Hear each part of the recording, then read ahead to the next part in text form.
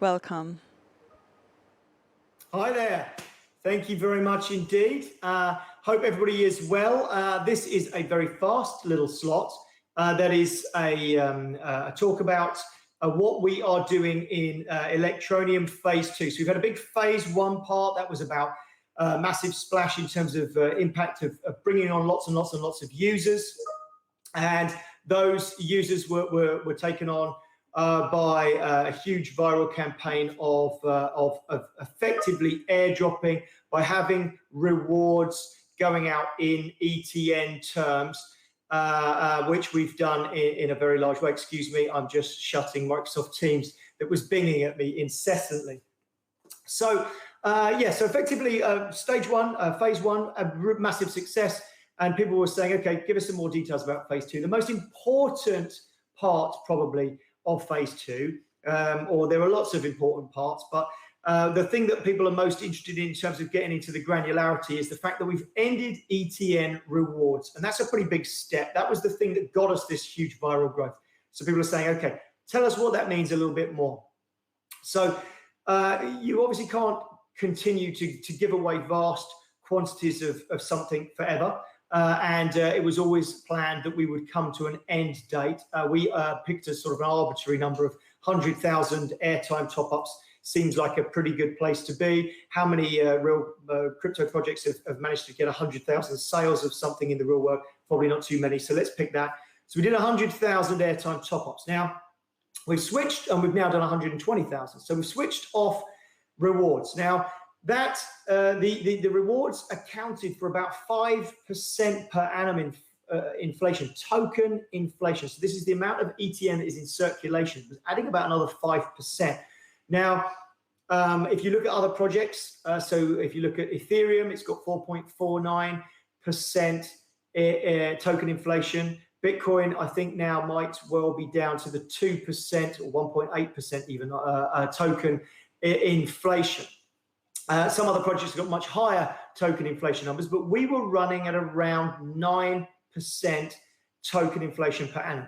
And one of the radical steps that's here that maybe not everybody will understand its impact, but we are reducing the amount of token inflation. So we've dropped it now, 5% that we were using on on the reward for mobile mining. The ETN rewards program is done. So we're now down to 4.1% token inflation.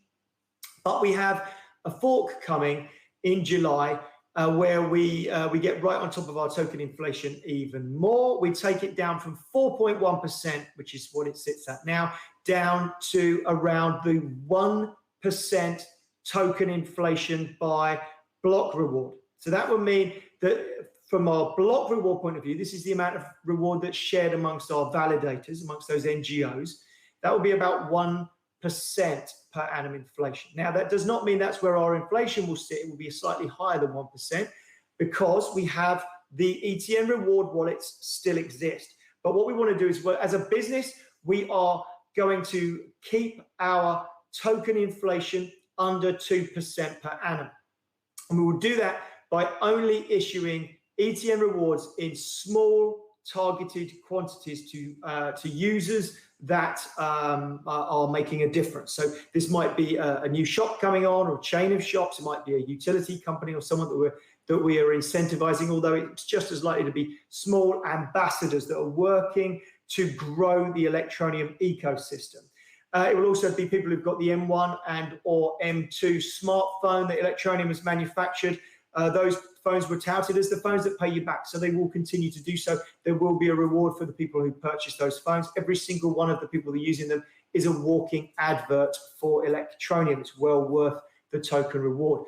But we're going to monitor the token economics extremely closely, and we are going to ensure that we maintain a sub 2% token inflation rate.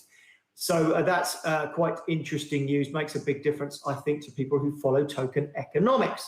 So we've launched ETN everywhere. And I think if you go and have a look at etneverywhere.com, you will see that we've got tons and tons of projects on there. It launched at less than 1,000. I think it's about 1,300 and some odd places that you can spend your ETN. So you're going to see that growing over phase 2 as we bring more and more places on to spend ETN. course, the more places there are to spend ETN, the more interested people will be to earn ETN. And a large part of phase 2 is going to be us making AnyTask an even bigger success. I mean, we've had hundreds of thousands of visitors. We've had thousands upon thousands of tasks listed. And it already has been a bit of a whirlwind in the few months that it's live. But we want that to be tens of thousands of purchases going through that platform, because each one of those purchases is new fiat money coming in to the ecosystem of ETN via way of AnyTask, and that's really helping power this whole thing and make it all work seamlessly and nicely. So we've got loads and loads of things stacked up for the coming months.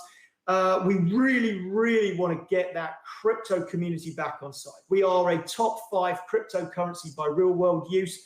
We've done everything that we said we would do at the beginning. We've smashed it out of the park in terms of actually delivering real world use and massive real world use, bigger than virtually every other project that's out there. These are real users with a real benefit. So those people are on side and they get it, they're using it, they've got a benefit. But the crypto community, I think partly they're perhaps disbelieve some of our figures. So we've got some verification coming out that says, no, these guys really are delivering. This is real. These are real. Hundreds of thousands of transactions, app to app, real things are going on, really exciting stuff that puts us right at the top of the tree in terms of crypto projects that are real, that are fundamentally bringing new people into the crypto space. ETN Everywhere is doing that. We've got ETN Donate. I think there's been 23,000 or 25,000 ETN have been donated on that, and it only got promoted yesterday. So that's another way for us to introduce people into becoming validators and expand our validator network and expand our presence in the sort of the NGO arena. I'm just keeping a quick check on the time to make sure that we've got time for questions and answers afterwards. I'm sure there will be some coming through. I will grab my phone to answer questions as they come in. So effectively, what we're going to be doing is we're now going to be starting something that we've talked about before, but this is now actioned, ready to start at the end of next week, or during next week, in fact. We have a whole list of sites that we've negotiated with to have banner space. We've got some AdWords.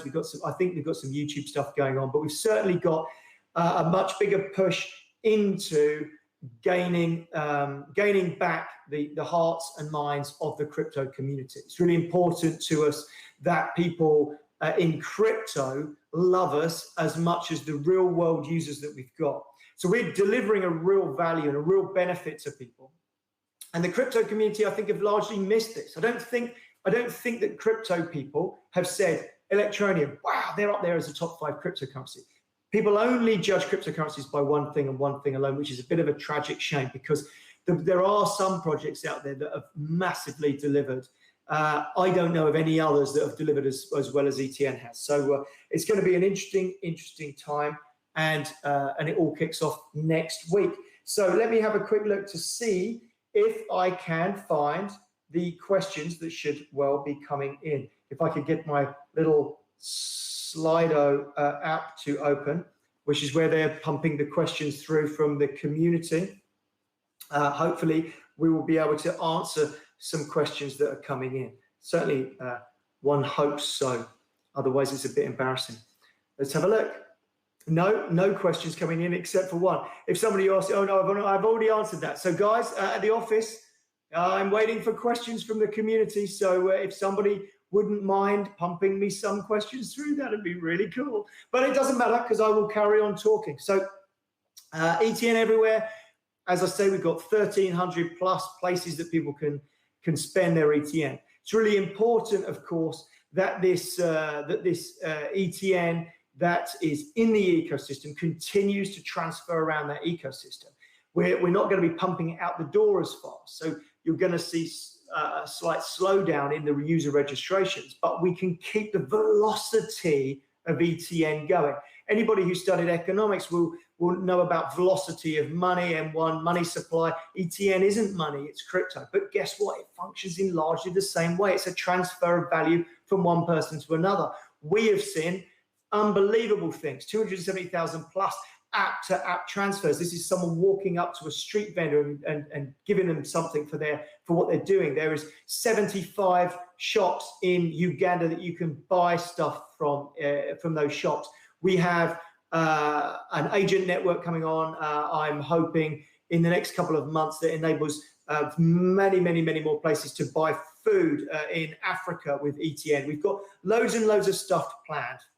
And all of that is going to be listed in ETN everywhere, enabling people to find and spend their ETN rewards. Nobody's given me any questions, so I don't quite know what's happening. I was under the impression that we were supposed to be getting questions coming in, but thus far, I do apologize, but they are now so far. So do you know what? I'll give up waiting for questions, and I will just say some more stuff about where we're going.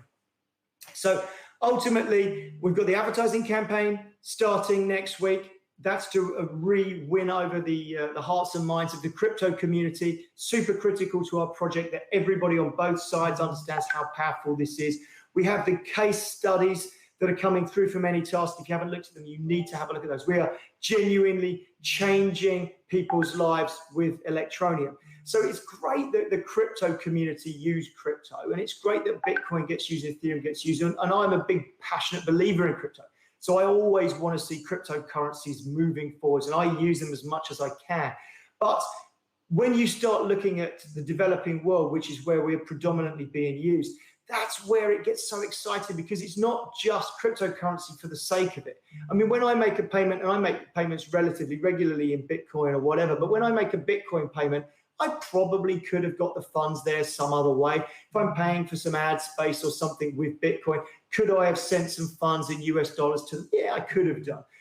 These guys have no digital payment method. Crypto to them is so exciting. It is such a different thing in their lives. This is where we're going to see adoption. We've already seen it as Electroneum, but you're going to see it in other projects as well. The developing world most certainly is where crypto belongs. It's going to be an amazing thing to see over the next few years.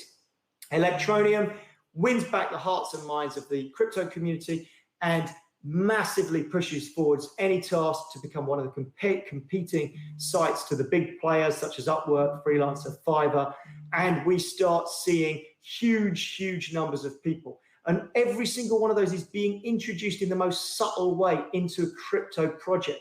So even though most of them will never have been involved in crypto, they're getting involved in crypto by making that $10 purchase or $5 purchase, because it gets converted into ETN and the remittance takes place in that way.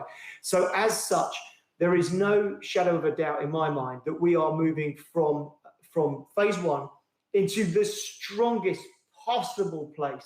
Our phase two will be even bigger, even better. It might not be bigger in terms of user numbers, but in terms of use and us understanding how it's being used, it will be bigger. So real world use is super critical. You can't get to mass adoption without adoption. And we have pretty big adoption already, but I think I can take this from being tens of thousands to hundreds of thousands. So I've got to run because I think my time may be coming to an end, or hey, Richard, I see somebody has arrived. Hello. Do we? Is my time winding down, or do you want me to continue?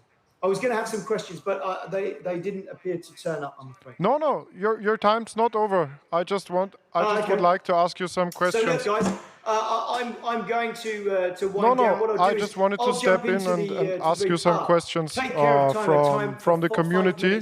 We have it here on Slido. So, Richard, what plans do you have to get Electroneum listed on new exchanges? Is there anything coming up in the future? I was rather hoping they were being collated and pushed through into the app, but that doesn't seem to have happened. So, or I've clicked on something totally incorrectly, or failed to follow an instruction.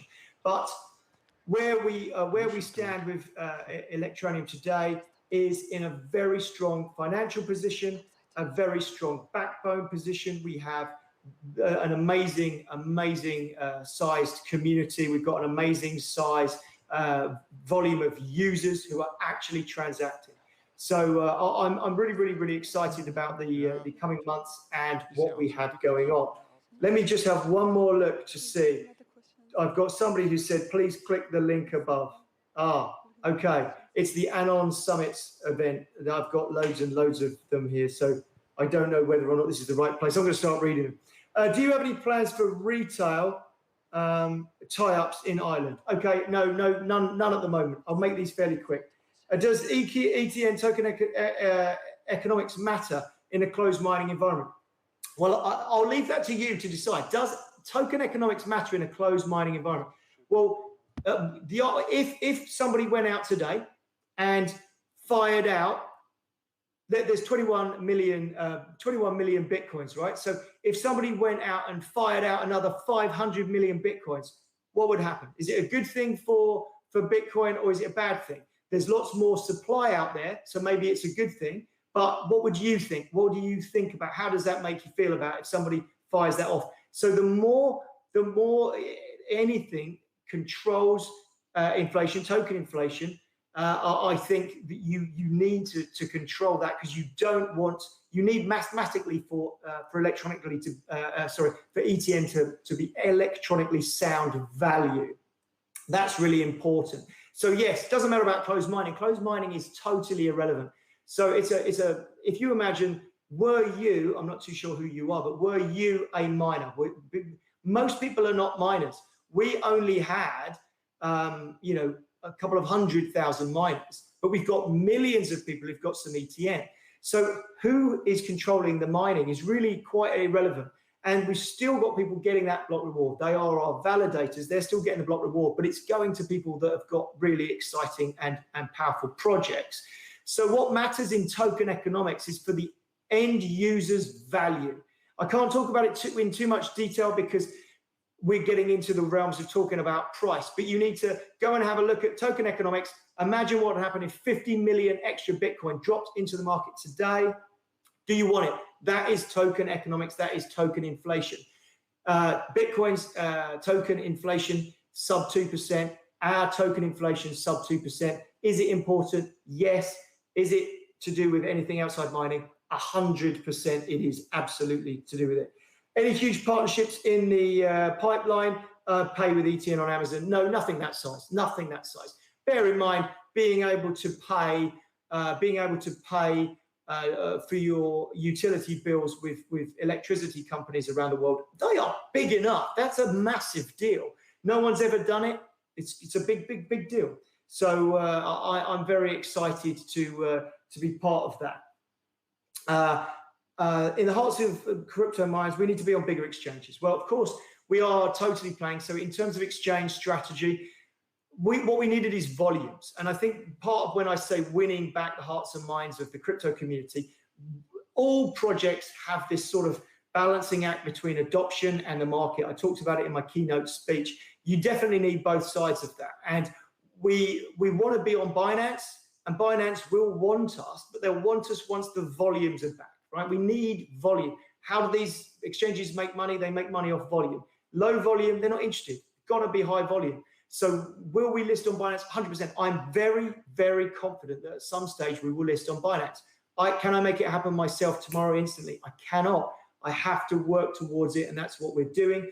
US exchanges, we have US lawyers working to try and get us the paperwork that we need to do for that, and that is an ongoing task. I've got a conversation on Friday with them about that. So we are definitely trying to get on there. I've got 8 seconds left. So listen, thank you everybody for being involved. I'm sorry we had a few technical difficulties today and I didn't get the questions until very, very late. I do apologize. Thank you for your time at the summit. Really, really appreciate it. Have a cracking rest of the summit and enjoy the rest of your day wherever you are in the world. Thank you very much. Bye-bye. Thank you very much, Richard, for this, and thank you for joining us again and answering those questions.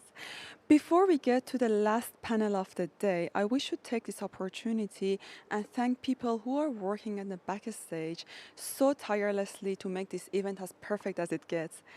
This is a new experience for everybody, having an online event in such a scale. And guys, I can tell you, there is so much time, effort, and energy which goes to the planning of such event, even though it's online. We have about 25 people working here long hours to make sure that people from different time zones and all the speakers, everything is perfectly synced. So I also would like to take this opportunity and thank them all.